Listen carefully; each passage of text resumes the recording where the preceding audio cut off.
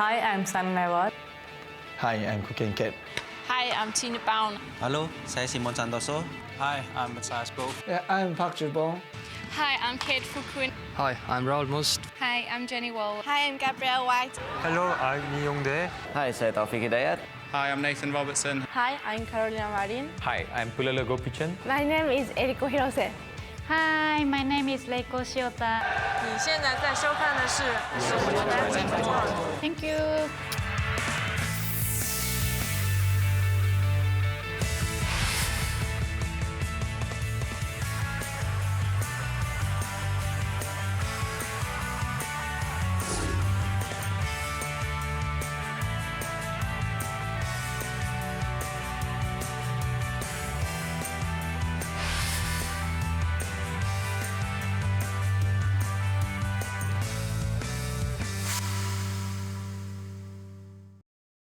Welcome to the end of the road for this year's Badminton World, as the 2012 season finally drops its curtains this month, giving a healthy rest to players, fans, and of course, the likes of us. With so much happening over the last 11 months, it would be hard to remind you of all of it in this last show, but we've chosen what we feel symbolized another fantastic year of badminton, which we were lucky enough to track from the very first serve.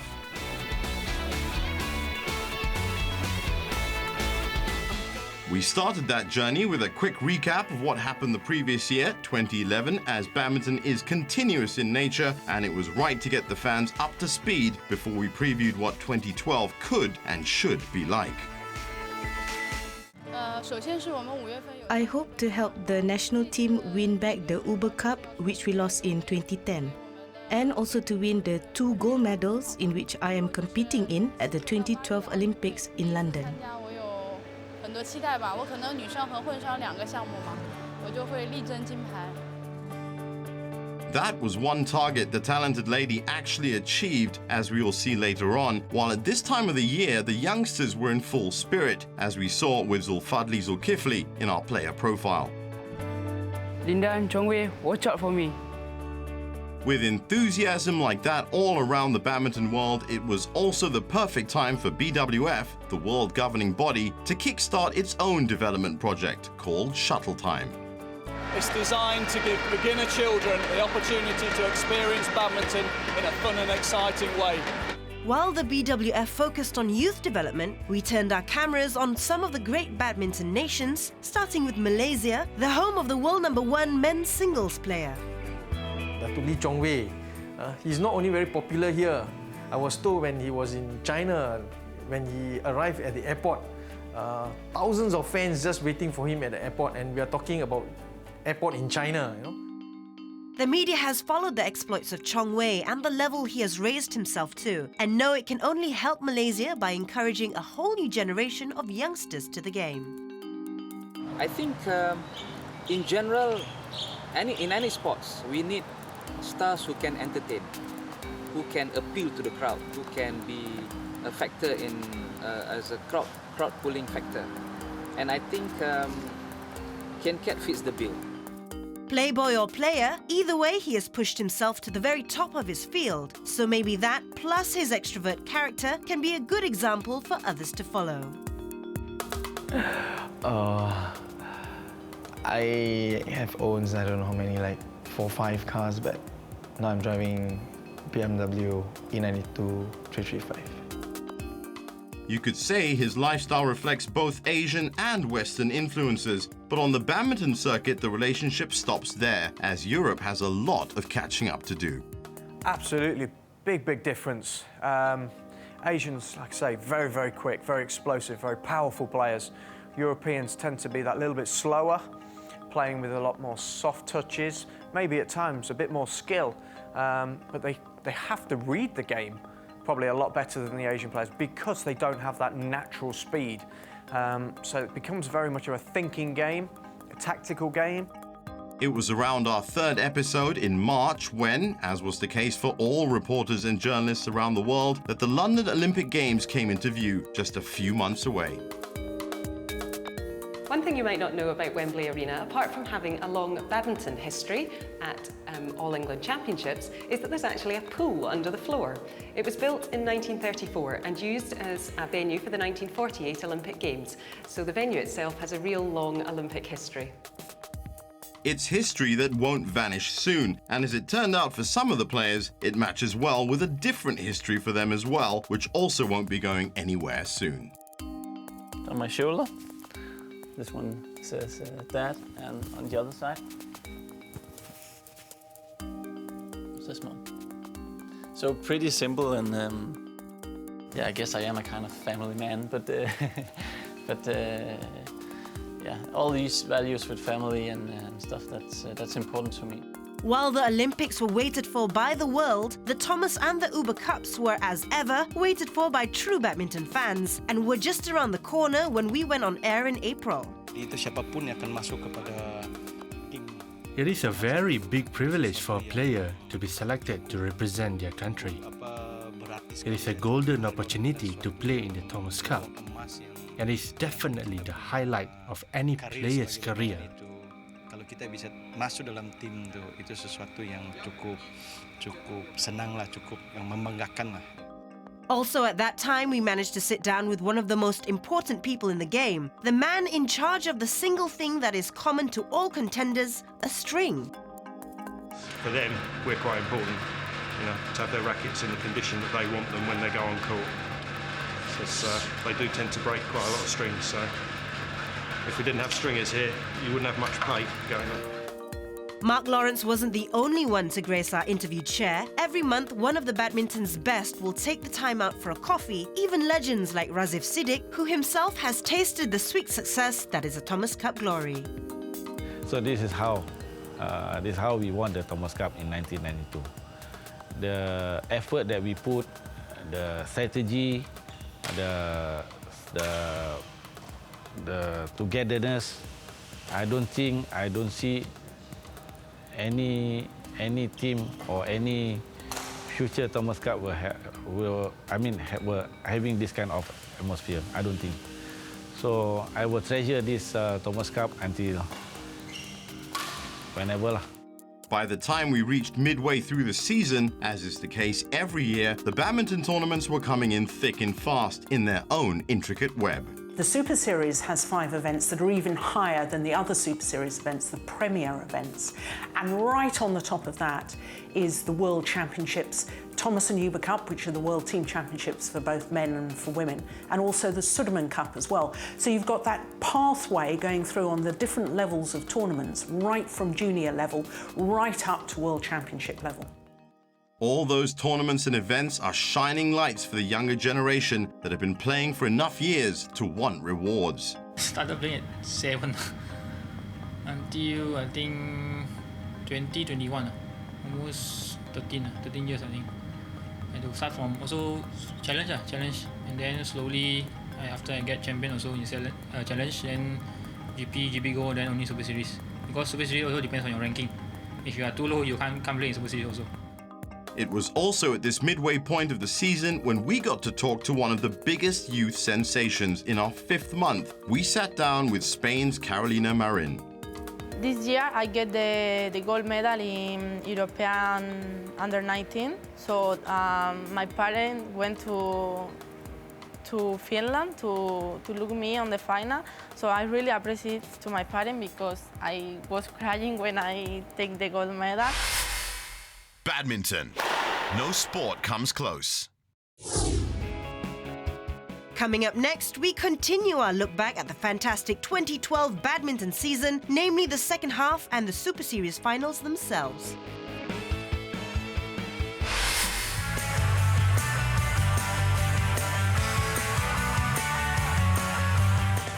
Welcome back to our season-ending Badminton World, which this year saw the Olympics, as it always does, eclipse all other sport for just over a month, which never comes as a problem to the players, as it is very rare and very valuable indeed. The Olympic Games take place once every 4 years, unlike most championships that are held annually, so that fuels every athlete's desire to win an Olympic Games medal. For us especially, we have won all major titles in the sport, except the gold would be the perfect conclusion of our career together. Chaiyun and his playing partner Fu Haifeng are of course no strangers to the big stage, but there were also a host of players from various nations who were making their first trip and were, as expected, enthusiastic. Yeah, it's my first Olympics, and yeah, really excited. And the fact that it's in London, my home country, is just an amazing feeling. The buzz at home and the atmosphere at home already is really massive, and all the players really looking forward to it. And yeah, just can't wait to get playing and hopefully get some good performances out there. During our Olympic special in episode 6, we talked to some of the officers in charge of logistics and admin, while our player profile that month was focused on another hometown star who could have been a footballer. Yeah, obviously England's a very football-crazy country, but I think when I first started trying out all the sports, I liked badminton the most, and I was always very comfortable playing, and always doing very well from a young age. So I think that's how I got involved in that. The referees turned out to be key at the Olympics, as they are everywhere, and Badminton World also strived throughout the year to showcase them and their tasks. It's the role of the umpires. We have to supervise not only matches and the whole, but we have also to participate in the preparation of the tournament. It starts a couple of months ago. We have to decide about the size of the draw or about the layout of courts and so on and so on. Add that to unparalleled TV coverage, watching every flick and serve, and a fair play court was ensured everywhere in 2012. We have a minimum standard of 9 cameras for all Super Series events. That gives us plenty of angles to work from. It gives us good live coverage, but importantly, it gives the director a chance to show all the best replays and to show the players in their best performance. And the players themselves are respectful of the numbers of staff members needed for the events. And even the superstars like the Diamond of India, Saina Nehwal, are full of nothing but praise. In India, I think once you win and once you're at the highest level, they pray you like a god. And the moment I started getting a lot of advertisements, they started comparing me with the Bollywood actresses and all that. As the second half of the season descended, Badminton World settled on another powerhouse Southeast Asian nation, Indonesia. Shortly after the Indonesian Open, that always signifies the start of the second half. Badminton in Indonesia is very popular. Its popularity is only second to football. However, if we talk about the sport's overall achievements, we can say that it's the #1 sport in Indonesia. By being the #1 sport, thousands of young kids want to play the game, and thanks to the achievements of Taufik Hidayat, they have a new arena to start their careers. Sebagai insan bulu tangkis, we also feel that the Taufik Hidayat Arena is a good place for young players to practice and focus on badminton. Ultimately, the more halls like the Taufik Hidayat Arena we have, the better it is for Indonesian badminton as a whole. Arena yang lain itu semakin bagus buat bulu tangkis Indonesia ya. Something that is on the mind of the owner, who after a glittering career that saw him take on the world, now is thinking of other roads to excel on as age creeps in. Saya belum tahu saya bisa ngelatih apa. I have not decided whether or not I will be coaching. There is no guarantee that an ex-world champion or an ex-Olympic champion can be a good coach. Champion, like world champ, Olympic champion, dia belum tentu dia bisa latih. He was not the only legend that Badminton World got to talk to during the 8th month of the season, as our player profile also featured the men's doubles gold medalist at the London Olympics, Chaiyun. Our understanding and tolerance are the key to the success of our 10-year partnership. Not many have stayed together this long, and that says a lot. After speaking with the player on top of his game and with the onset of the World Junior Championships, the following month we trained our cameras on the new generations of badminton stars. Of course, it's World Championships for juniors, so it's very important for me. Episode 9 of Badminton World then kept its focus on the youth game and also checked in with BWF's Shuttle Time program again, and especially the development in Oceania and the South Pacific. In Oceania, the Tongan project's gone really well because there's not many indoor facilities in Tonga, so there's lots of outdoor situations where we've got hundreds and hundreds of kids now having fun with badminton. We did a nice development project in Papua New Guinea where the Oceania development manager went over there and introduced Shuttle Time, and that was very, very positive as well. So great response there, but it's the same all over the world. As for our player profile that month, being the second half of the season, we got to sit down with a very emotional Mark Zwiebler, who's a different person on and off court. I would say that on court I'm sometimes very emotional and very outgoing, and I curse a lot, such as, I don't know, and I also enjoy a lot when I win a rally, but I think most people don't know that I'm often a quiet person, and also just like to read on my room and be quiet and don't have a conversation. I think that's what people probably don't expect from me.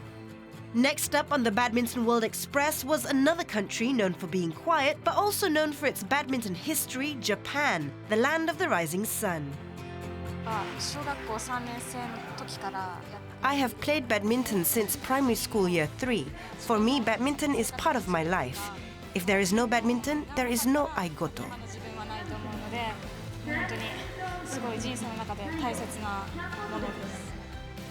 With many players like Aigoto picking up their rackets at such a young age, the media in Japan also helped by creating a platform upon which they could grow.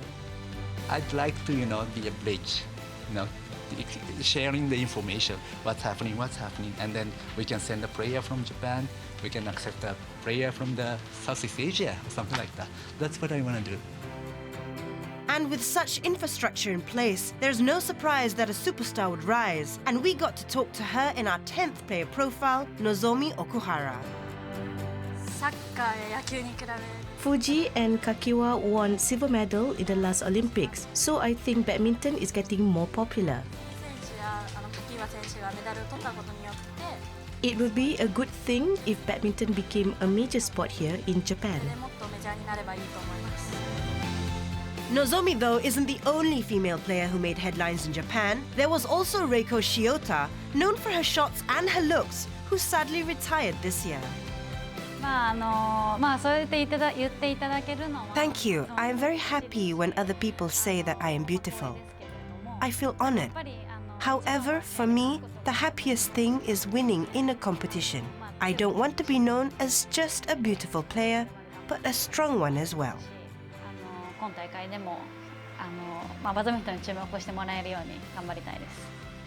One lady who prides her victory over her vanity, and just one woman in the ranks who have elevated the game to a different level, as we found out last month when we focused on the women's game.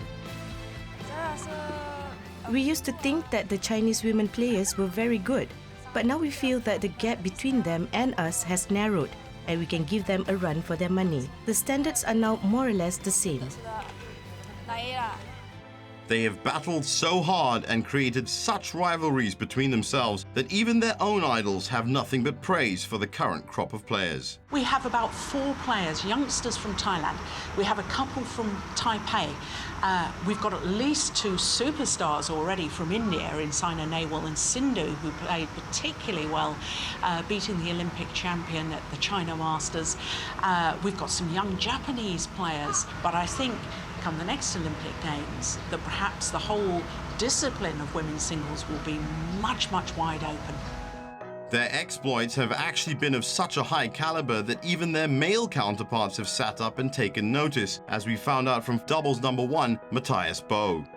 The game has developed a lot, but I still think that names like Sang Ning, for example, or Camilla Martin from Denmark would still could actually still be one of the best in the world now.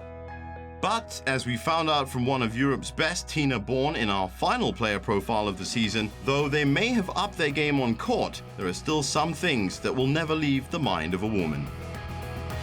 I love high heels, but I don't use them because then I'm much taller than most of the men, so I don't think it's nice. But handbags, clothes, I'm actually a cosmopolitan, so I like to go out and have my skin done and nails. I'm very much a woman outside court as well. As you can see, over 11 months, Badminton World traveled the globe, followed the game wherever it's played, while taking time out to sit with some of its biggest stars, to find out not just how the game is progressing, but what makes those stars shine so bright, especially in 2012. Badminton. No sport comes close. Coming up, the Hong Kong Open and BWF Superseries finals in Shenzhen, a quick review on who won what in 2012, plus an exclusive chat with the world's best on his year. And saya cakap dengan Coach Rashid dan Coach Subok, mungkin saya mau give up.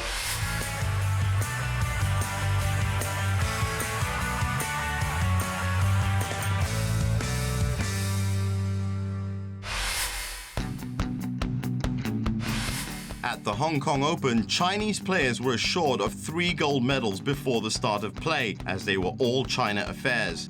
The main questions were whether number 2 Chen Long could upstage number 1 Chong Wei of Malaysia in the men's singles final, and whether the Olympic champions Chai Yun Fu Haifeng could be upset by Koo Ken Kiat and Tan Boon Hyung in the men's doubles. As it turned out, both these matches went China's way in straight games.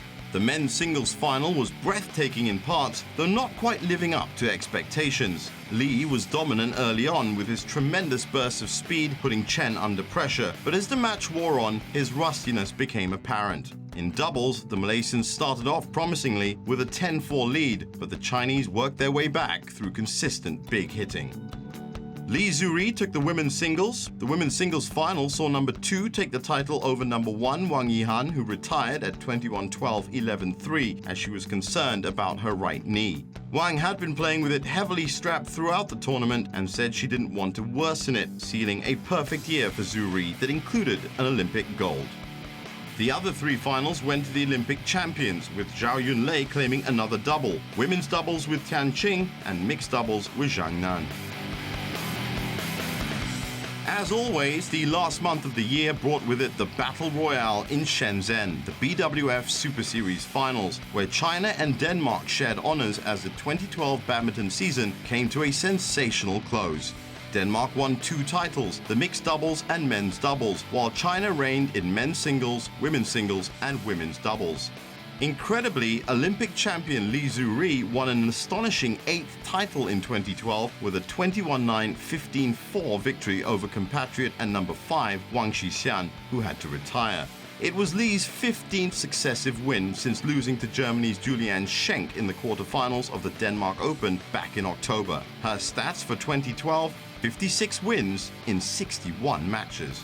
World number 2 Chen Long also created a little history for himself, winning his 3rd title in a row and 4th in 5 tournaments by beating compatriot Du Pengyu 21-12, 21-13. That was Chen's 23rd win out of his last 24 matches.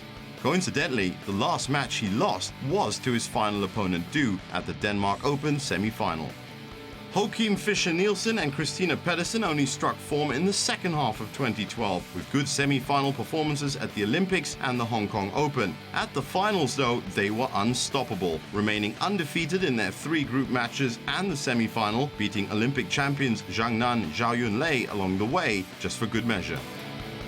It was another consistent season for Europe, especially for Danish duo Bo and Mogensen, who won at the Super Series finals and took the China Open as the only non-Chinese winners that day. Julianne Schenk took the Singapore Open title, and congrats must go to the women's pair Pedersen and Rita Yule for winning the Malaysia Open, and also for Pedersen's mixed doubles victory in Shenzhen with Fischer. But still no European winners at all in the men's singles. As for who has the biggest trophy cabinet from 2012, that belongs to Chen Long with 5 titles in singles, Chai Yun and Haifeng topped the men's doubles with 4, Li Zuri bagged an amazing 8 titles in the women's singles, while no surprises in the mixed and women's doubles, where Zhu Chen and Ma Jin took home 5, and Tian Qing and Zhao Yunlei made it to 6. Badminton. No sport comes close. This year also brought with it a new perspective for the world's best, as nobody can beat age, not even Chong Wei. 2012 delivered with it its usual regularity of titles, 4 in total, even though he carried an injury around the time of the All England. But being also an Olympic year and again winning silver due to the brilliance of Lin Dan must have been hard to take. But when he sat before Badminton World, he explained the other reasons behind his Olympic experience. Saya tahu saya 100. I didn't know if I would be 100% fit for the Olympics. For my Olympics preparation, I only managed to train for 14 days. I was thinking that I did not want to pressure myself and just go and enjoy the Olympics. Nothing to kasih pressure diri sendiri and I go to enjoy the Olympic. I didn't think about the medal, even though I knew that BAM and fellow Malaysians were hoping for a gold medal from me. BAM and Rakyat Malaysia and association and still target saya medal lagi. And during my 2 weeks training for the Olympics at Bath University, I would cry every night in my room because I didn't believe I would recover in time. Setiap malam saya akan menangis because I cannot recover my leg and saya tahu itu masa yang susah lah, injury, because asyik mau recover, asyik mau cepat-cepat baik. It was really hard. I really wanted a speedy recovery and I couldn't even run during training. Coaches and players like Darren Liu, Chong Wei were trying to help, but I couldn't even lift a drop shot. Masa mau prepare saya isi one day mungkin. Every day in training, coaches and the manager motivated me by saying, "You still have 9 days, and you still have 8 days, 7 days." Time was running out and the pressure was building up. I was never going to give up. I knew how I struggled. Itu pressure, tak ada orang tahu untuk diri sendiri lah. And masa hati saya still never give up. And saya tahu saya susah macam mana in masa Olympic. Tapi sudah finish in 2 weeks in Bath University and masa kita leaving pergi Bath University and sampai itu hotel. When I left the training center at Bath University for the Olympics Village, I still couldn't run. I told my coaches, Rashid and Siu Bok, I wanted to give up. And saya cakap dengan Coach Rashid and Coach Siu Bok, mungkin saya mau give up. Give up in the Pantheon? Some may say not the words of a man who was fully focused on trying to better his silver at Beijing 2008, but others might also counter and say it is indeed a champion's feat for someone with so much on his mind pre-London to even get to an Olympic final. There are plenty of questions to be answered, and we can tell you that you will hear the answers from Chong Wei himself and other top players in next season's Badminton World. And that, sadly, brings us to the end of the 2012 badminton season. We hope you enjoyed our coverage run over the past 12 months, where we managed to get up close and personal with all of your top badminton stars, while keeping a close eye on every flick, serve and power smash, which is what we intend to do again in 2013, for the fastest game on the planet. Badminton is the only world we know. Hi, I'm Gabrielle White and I'm watching Badminton World. You are watching Badminton World. I'm watching Badminton World. Oh, you are watching. Yeah, you're training them.